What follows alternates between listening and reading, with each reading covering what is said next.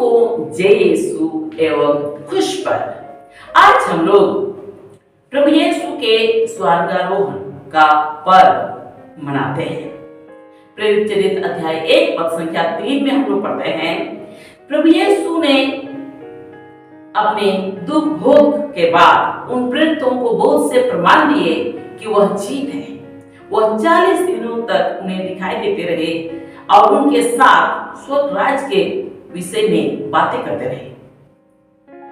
इस तरह प्रभु यीशु ने अपने शिष्यों को धर्म ग्रंथ का मर्म समझाया और उनका भ्रम को दूर कर दिया।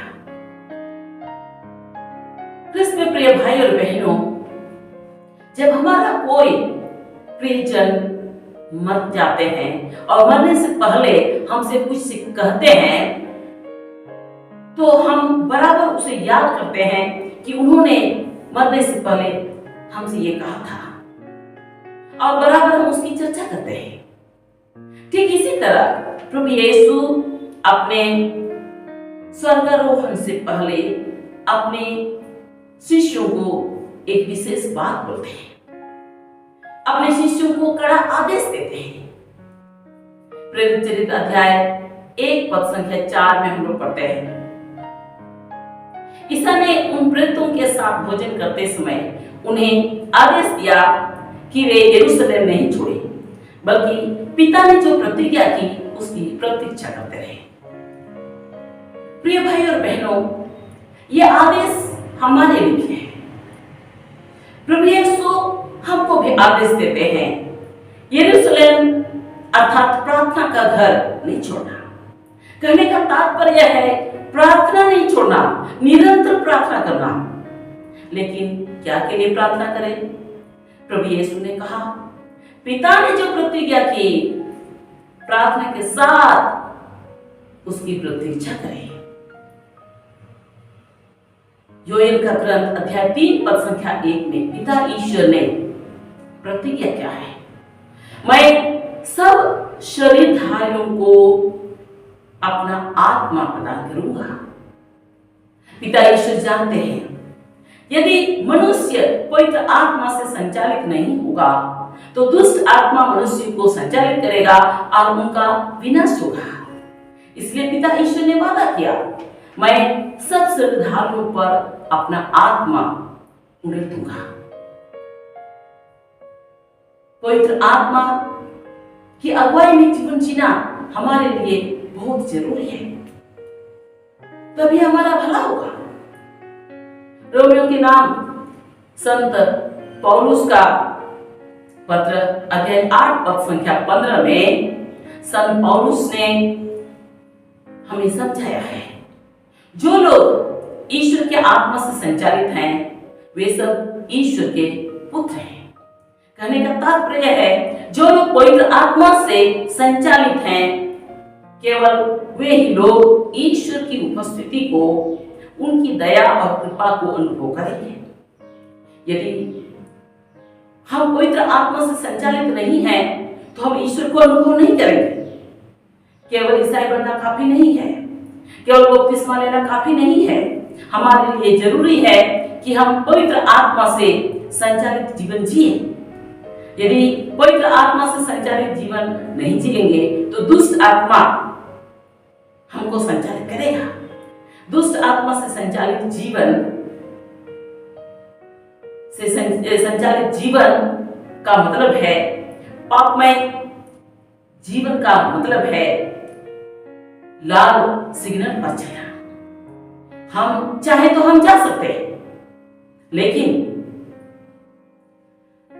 यदि हम हठपूर्वक पापमय जीवन जीते हैं, दुष्ट आत्मा की अगुवाई में जीवन जिएंगे तो क्या होगा? हमारे लिए आगे खतरा होगा। इसलिए हम सावधान हो जाएं और आज हम पवित्र आत्मा की अगुवाई को अपने जीवन के लिए चुने। मत्ती का सुसमाचार अध्याय 28 पद संख्या 18 से 20 तक में हम लोग पढ़ते हैं, प्रभु यीशु ने कहा है, मुझे स्वर्ग और पृथ्वी पर पूरा अधिकार मिला है, इसलिए तुम लोग सब राष्ट्रों को शिष्य बनाओ और उन्हें पिता और पुत्र और पवित्र आत्मा के नाम पर बपतिस्मा दो। मैंने तुम्हें जो जो आदेश दिए हैं उनका पालन करना उन्हें सिखाओ और याद रखो मैं संसार के अंत तक सदा तुम्हारे साथ हूं। प्रिय भाई और बहनों, हम बहुधा प्रभु यीशु का इस प्रतिज्ञा को हम याद करते हैं, मैं संसार के अंत तक सदा तुम्हारे साथ हूं। हम इसी से संतुष्ट हो जाते हैं, लेकिन हमको याद रखना है कि प्रभु यीशु की इस प्रतिज्ञा से पहले प्रभु यीशु का आदेश है। यदि प्रभु यीशु के आदेश का हम पालन नहीं करते हैं तो हमारे लिए प्रभु यीशु का यह प्रतिज्ञा अधूरा रहेगा। इसीलिए हमारे लिए चाहिए कि हम वचन, कर्म और आचरण से प्रभु यीशु के साक्षी बने। यदि हम प्रभु यीशु के लिए अपने वचन, कर्म और आचरण से साक्षी बनेंगे, दूसरों के लिए आदर्श बनेंगे, तभी हम अनुभव कर सकेंगे कि ये क्रिस्तीय जीवन कितना लाभकारी है। एफिसियों के नाम संत पौलुस का पत्र अध्याय 1 पद संख्या 17 से 19 तक में हम पढ़ते हैं। संत पौलुस ने कहा है, महिमामय पिता हमारे प्रभु ईसा मसीह का ईश्वर आप लोगों को प्रज्ञा तथा आध्यात्मिक दृष्टि प्रदान करे, जिससे आप उसे सचमुच जान जाएं। वह आप लोगों के मन की आंखों को ज्योति प्रदान करे, जिससे आप यह देख सके कि उसके द्वारा बुलाए जाने के कारण आप लोगों की आशा कितनी महान है और संतों के साथ आप लोगों को जो विरासत मिली है वह कितनी वैभवपूर्ण और महिमामय है और हम विश्वासियों के कल्याण के लिए सक्रिय रहने वाले ईश्वर का सामर्थ्य कितना अपार है।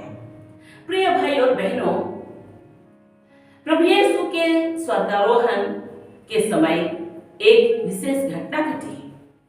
प्रेरित चरित अध्याय 1 पद संख्या 10-11 में हम पढ़ते हैं, ईसा के चले जाते समय प्रेरित एकटक आकाश की ओर देख रहे थे।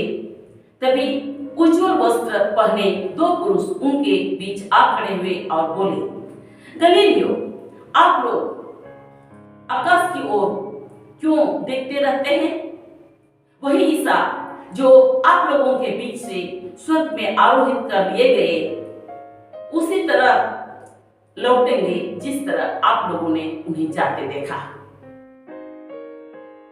प्रिय भाई और बहनों, 2026 वर्ष पहले प्रभु यीशु इस दुनिया में आए, एक नन्हे बालक के रूप में आए, मुक्ति देने के लिए इस दुनिया में आए। लेकिन दूसरी बार जब इस दुनिया में आएंगे तो वे हमें मुक्ति देने नहीं बल्कि हमारा न्याय करने आएंगे।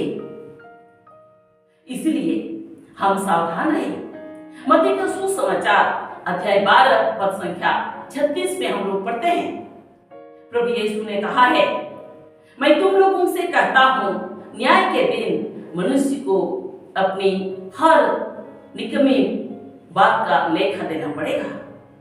इसलिए हम सोच समझकर बातें करें, सोच समझकर कर्म करें और सोच समझकर आचरण करें। कहीं ऐसा ना हो कि न्याय के दिन हम स्वर्ग राज्य में प्रवेश करने से वंचित रह जाएं। इसलिए हम सावधान रहें।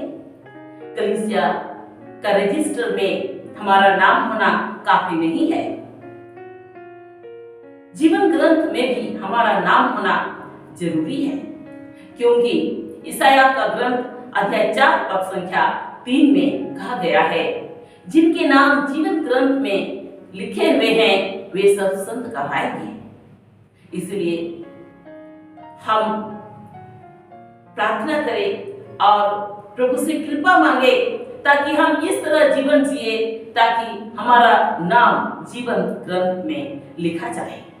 आइए हम इसके लिए प्रार्थना करें।